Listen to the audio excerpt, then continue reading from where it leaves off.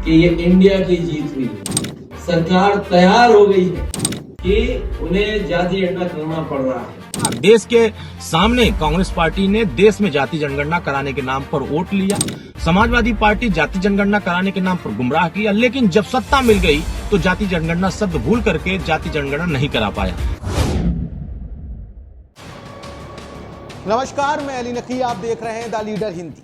केंद्र की मोदी सरकार ने जातीय जनगणना करवाने का फैसला किया है। लंबे समय से यह मांग चल रही थी, अब जाकर केंद्र ने इसे हरी झंडी दिखाई है।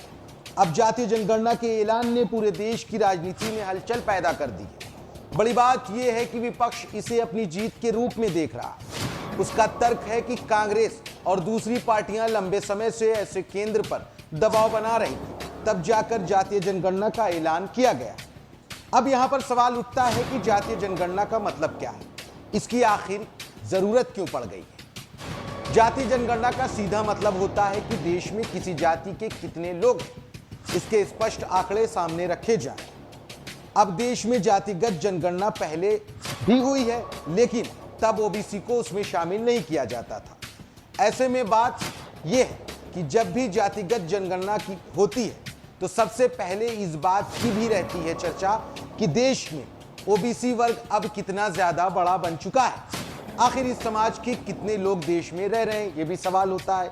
इस बार भी जो जातिगत जनगणना कराई जाएगी, सभी की नजर सिर्फ इस बात पर रहेगी कि ओबीसी कितने प्रतिशत है। केंद्र के इस फैसले का एनडीए के तमाम दल अब स्वागत कर रहे हैं और पीएम मोदी का यह फैसला ऐतिहासिक मान रहे हैं, जिसके तहत भाजपा की यूपी सरकार में सहयोगी दल सुभाषपा के राष्ट्रीय महासचिव अरुण राजभर ने एक वीडियो जारी करते हुए केंद्र सरकार के इस फैसले का स्वागत किया और कांग्रेस सपा पर तंज कसते नजर आए।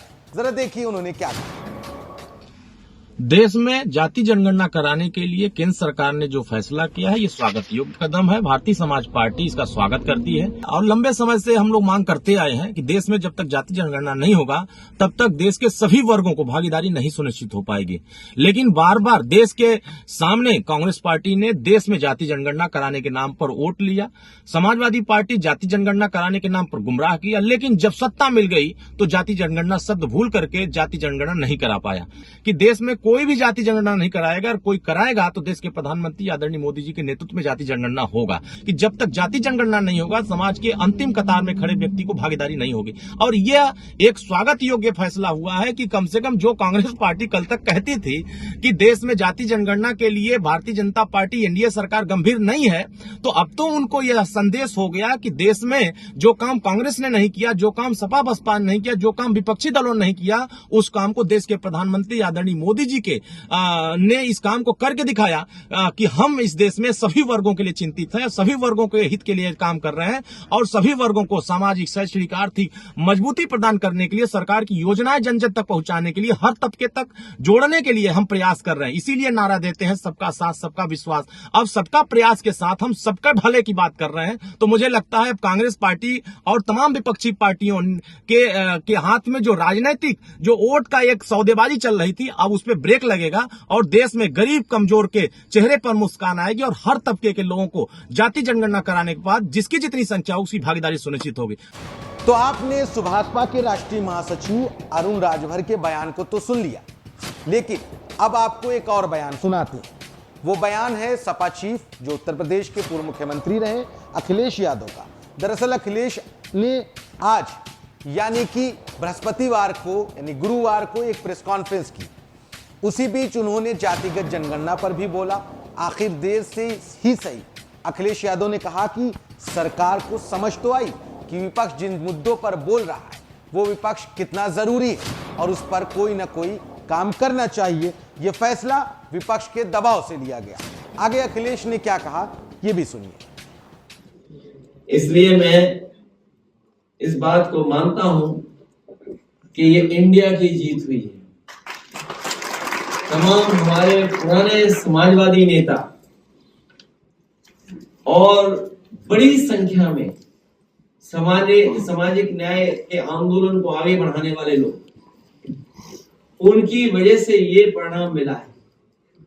एक लंबी लड़ाई के बाद आज सरकार तैयार हो गई है कि उन्हें जाति जनगणना करना पड़ रहा है।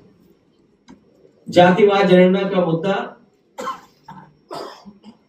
हमेशा बहुत जिम्मेदारी से समाजवादियों ने उठाया और आज हमें उम्मीद है कि इस जाति जनगणना के माध्यम से जो पीढ़ी का दबाव है, बहुत सच्चे डाटा, सच्ची जानकारी मिल जाएगी।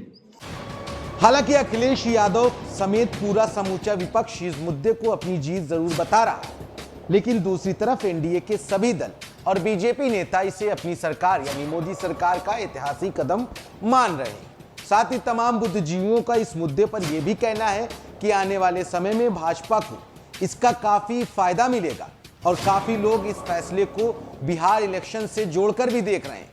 लेकिन अब देखने वाली बात यह होगी कि ये सारे तत्व जो इस फैसले के बाद रखे जा रहे हैं वो कारगर साबित होते हैं या नहीं। फिलहाल हमारी इस कंटेंट में इतना ही। जल्दी होगी किसी और मुद्दे पर मुलाकात। तब तक बने रहें द लीडर हिंदी के साथ। नमस्कार।